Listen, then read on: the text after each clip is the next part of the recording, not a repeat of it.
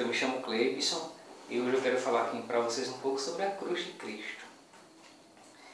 Vejam, há uma divergência muito grande em relação à cruz.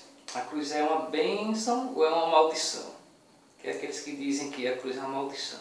O que as Escrituras falam sobre isso? O que a tradição cristã fala sobre isso? Vejam, nas Escrituras, na carta de São Paulo aos Gálatas, capítulo 3, versículo 13, tem um texto que diz o seguinte: Cristo nos resgatou da maldição da lei, tornando-se maldição por nós, porque está escrito: maldito todo aquele que é suspenso ao madeiro.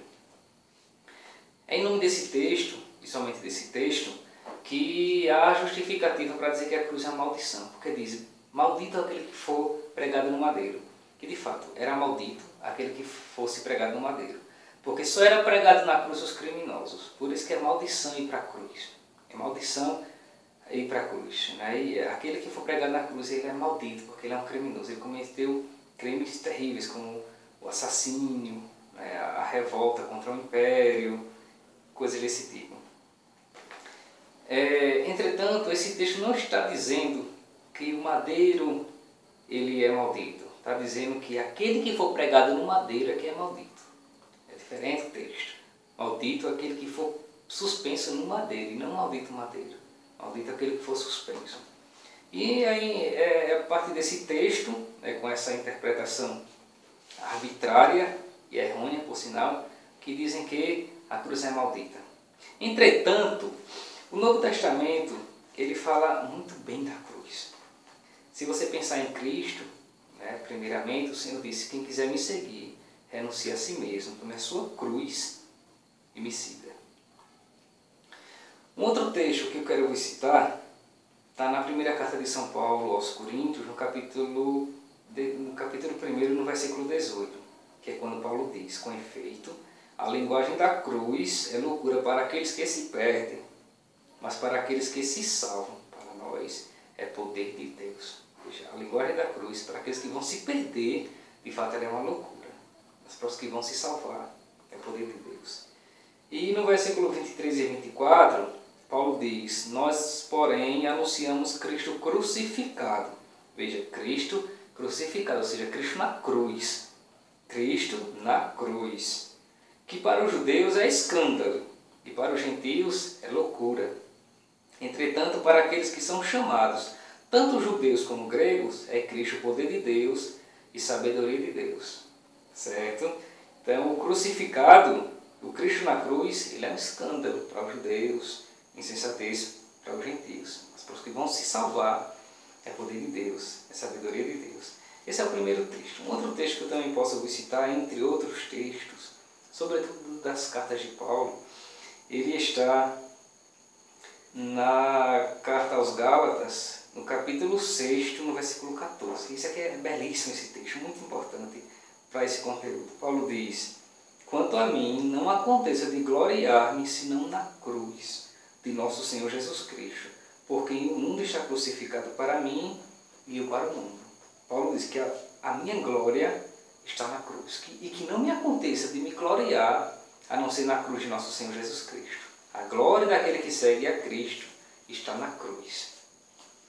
E ainda, na carta de Paulo ainda aos Efésios, no capítulo 2, a partir do versículo 14, Paulo diz: ele é a nossa paz, de ambos os povos ele fez um só. Cristo fez um só povo, tendo derrubado o muro de separação e suprimindo em sua carne a inimizade.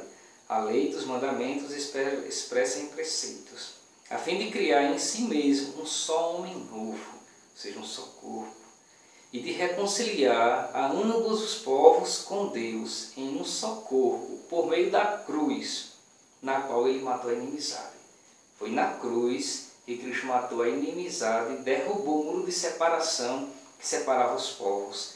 Ou seja, a cruz é o sinal da unidade dos povos. É isso que Paulo diz muito claramente, muito evidentemente, não tem nem muito o que interpretar aqui. A cruz é a causa da unidão dos povos. Foi na cruz que o Senhor, ele congregou, ele uniu tudo aquilo que era disperso. Os muros que havia entre os povos foi suprimido na cruz. Por isso que a cruz é uma bênção. A cruz é uma bênção por tudo isso.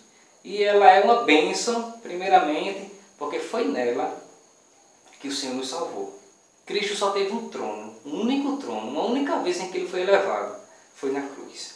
Foi de lá que ele reinou. A cruz, entre outros significados, ela tem esse significado de trono. Ela é o trono do grande rei. Foi de lá que o Senhor, ele reinou. O Senhor diz no Evangelho segundo João, no capítulo 3, versículo 14, que assim como Moisés levantou a serpente no deserto, assim é necessário que seja elevado o Filho do Homem, a fim de que todo aquele que nele crer tenha a vida eterna. Veja, é preciso que o Filho do Homem seja elevado. E o único lugar em que ele foi elevado, e é lá que a gente crê, foi na cruz. Então a cruz, ela é uma bênção para a tradição cristã. É uma bênção para o cristão, porque a cruz é sinal da salvação.